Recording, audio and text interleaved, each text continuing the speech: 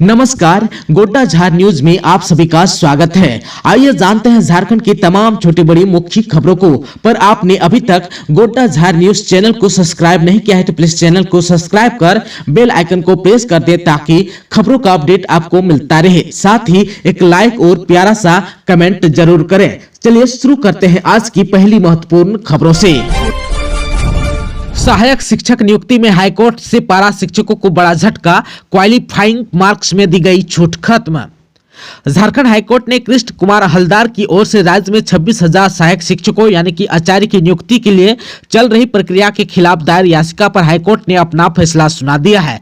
पिछली सुनवाई को सभी पक्षों को सुनने के बाद कोर्ट ने अपना फैसला सुरक्षित रख लिया था। शुक्रवार को हाईकोर्ट ने अपने फैसले में कहा कि नियुक्ति प्रक्रिया में पारा शिक्षकों को क्वालिफाइंग मार्क्स में छूट देना सही नहीं है। वहीं अदालत ने पारा शिक्षकों को क्वालिफाइंग मार्क्स में छूट देने के प्रावधान को खत्म कर दिया है। 22 जनवरी को झारखंड के सभी जिलों में जन शिकायत समाधान कार्यक्रम, डीजीपी ने कहा। झारखंड के सभी 24 जिलों में 22 जनवरी को एक बार फिर से जन शिकायत समाधान कार्यक्रम का आयोजन होगा। इस संबंध में डीजीपी अनुराग गुप्ता के द्वारा सभी जिलों के एसएसपी, एसपी को आदेश जारी किया गया है। आदेश में कहा है कि जिन स्थानों पर पूर्व में जन शिकायत समाधान कार्यक्रम का आयोजन किया गया था उसी स्थान पर यह कार्यक्रम करें। इससे पहले 18 दिसंबर 2024 और 10 सितंबर 2024 को भी शिकायत समाधान कार्यक्रम का आयोजन हो चुका है। अब 9 लाख सालाना कमाने वालों को भी मिलेगा पीएम आवास योजना का लाभ। प्रधानमंत्री आवास योजना 2 की शुरुआत हो गई है। हालांकि इसमें कुछ महत्वपूर्ण बदलाव किए गए हैं। नई गाइडलाइंस के अनुसार अब सालाना 9 लाख रुपए तक कमाने वाले लोग भी इस योजना का लाभ उठा सकते हैं। यह योजना शहरी गरीबों को आवास उपलब्ध कराने उद्देश्य से चलाई गई है। ग्रामीण विकास विभाग ने जारी किया हेल्पलाइन नंबर, आवास योजना से जुड़ी शिकायतें दर्ज करा सकते हैं। ग्रामीण विकास विभाग ने मनरेगा, आवास, प्रधानमंत्री आवास और अन्य योजनाओं को लेकर शिकायत और उनके समाधान के लिए एक हेल्पलाइन नंबर जारी किया है। यह हेल्पलाइन नंबर 180-313-4242 है।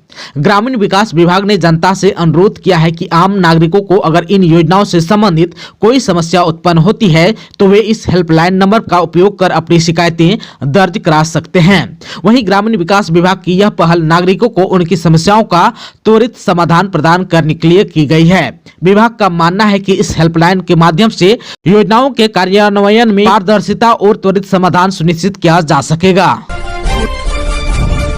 झारखंड की बेटी सलीमा टेटे को मिला अर्जुन पुरस्कार, राष्ट्रपति द्रौपदी मुर्मू ने किया सम्मानित। राष्ट्रपति द्रौपदी मुर्मू ने झारखंड के सिमडेगा जिले की बेटी सलीमा टेटे को हॉकी खेल में उनकी उत्कृष्ट उपलब्धियों के लिए प्रतिष्ठित अर्जुन पुरस्कार 2024 से सम्मानित किया। सलीमा टेटे वर्तमान में भारतीय महिला हॉकी टीम की कप्तान है। सलीमा टेटे झारखंड की पहली महिला हॉकी खिलाड़ी है जिसे अर्जुन पुरस्कार से सम्मानित किया गया है। इससे पूर्व झारखंड के एकमात्र हॉकी खिलाड़ी ओलंपियन स्वर्गीय माइकल किंडो को अर्जुन पुरस्कार से सम्मानित किया गया था। पिछले 10 वर्षों में झारखंड के 3 हॉकी खिलाड़ी सिल्वानुस डुंगडुंग और माइकल किंडो को मेजर ध्यानचंद अवार्ड और अब सलीमा को अर्जुन अवार्ड से सम्मानित किया गया है।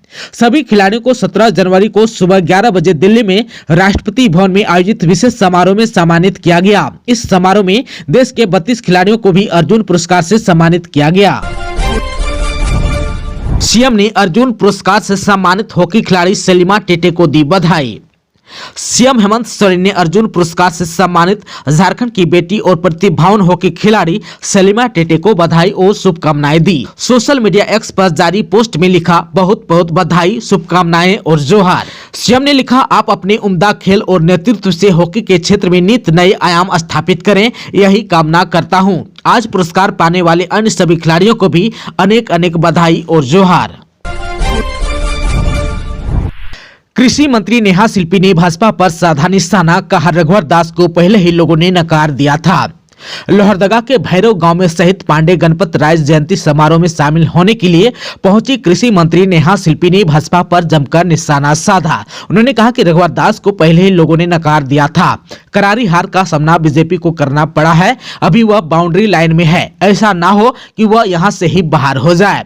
वहीं मैया समान योजना को लेकर बीजेपी द्वारा उठाए जा रहे सवालों पर उन्होंने कहा कि जनता ने उन लोगों पर विश्वास किया। भाजपा को मैया समान की चिंता नहीं करनी चाहिए कि पैसा कहां से आएगा, बल्कि इस बात की चिंता करनी चाहिए कि 1,36,000 करोड़ जो केंद्र के पास बकाया है उसे कैसे लाया जाए। वहीं उन्होंने कहा कि जहां तक पांडे गणपत राय के पैतृक गाँव भैरव की विकास की बात की है तो यहाँ भी कई काम हुए हैं, सड़कें भी बनी है, कुछ सुविधाएं भी विकसित की गई है। जो भी अन्य समस्या है उसको लेकर मंत्री स्थानीय मुखिया के साथ चर्चा करते हुए विकास के काम संपन्न कराने की बात कही है।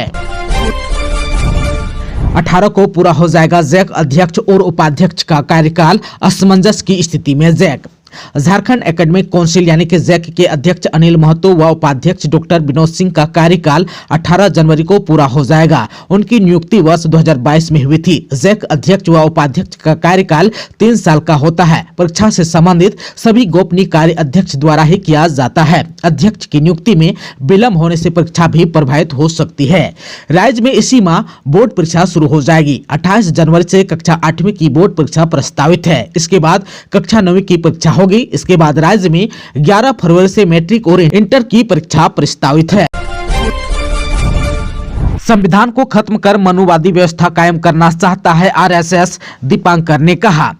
भाकपा माले के महासचिव दीपांकर भट्टाचार्य ने कहा कि आरएसएस संविधान को खत्म कर मनुवादी व्यवस्था कायम करना चाहता है। संविधान और लोकतंत्र पसंद जामत को इसका मिलकर मुकाबला करना होगा। दीपांकर भट्टाचार्य शुक्रवार को निरसा के जुनू कोदर सब्जी बाजार में भाकपा माले के कार्यालय का उद्घाटन करने के बाद समारोह को संबोधित कर रहे थे। कहा कि 26 जनवरी को देश के संविधान के 75वें वर्ष पूरे होंगे। संविधान पसंद लोगों को एकजुट होकर संविधान विरोधी केंद्र की भाजपा सरकार को कमजोर करने की बड़ी जिम्मेवारी है। इस साल कम्युनिस्ट पार्टी की स्थापना के 100 साल पूरे हो रहे हैं। यह हमारे लिए गौरव की बात है। कोयलांचल से भाकपा माले के 2 विधायक भी जीते हैं और झारखंड में इंडिया गठबंधन की सरकार बनाने में हमें कामयाबी मिली है। आगे भी इसे जारी रखने के लिए लगातार मेहनत करनी होगी। दिल्ली विधानसभा चुनाव में झामुमो की दुविधा बढ़ी, कांग्रेस और आप में किसे समर्थन दें। दिल्ली विधानसभा चुनाव 2025 में कांग्रेस और आम आदमी पार्टी के बीच सीधी टक्कर होने वाली है। इस चुनाव में झारखंड मुक्ति मोर्चा की दुविधा बढ़ गई है। झारखंड मुक्ति मोर्चा को यह तय करना मुश्किल हो रहा है कि वह कांग्रेस को समर्थन दे या आम आदमी पार्टी को। झामुमो की दुविधा की वजह यह है कि वह झारखंड में कांग्रेस के साथ सरकार चला रहा है, लेकिन दिल्ली में आम आदमी पार्टी के साथ उसके अच्छे संबंध भी हैं। झामुमो के केंद्रीय प्रवक्ता मनोज पांडे ने कहा कि दिल्ली विधानसभा चुनाव में समर्थन के मुद्दे पर पार्टी के नेता शिबू सोरेन, हेमंत सोरेन और कल्पना सोरेन को फैसला लेना है। वहीं झारखंड कांग्रेस के प्रदेश प्रवक्ता जगदीश साहू ने मुख्यमंत्री और झामुमो के कार्यकारी अध्यक्ष हेमंत सोरेन से दिल्ली विधानसभा चुनाव में कांग्रेस को समर्थन देने की अपील की है। उन्होंने कहा कि झामुमो को कांग्रेस को समर्थन देना चाहिए ताकि भाजपा और आम आदमी पार्टी को परास्त किया जा सके। पूर्व सीएम चंपई सोरेन की तबीयत बिगड़ी, टीएमएच में एडमिट।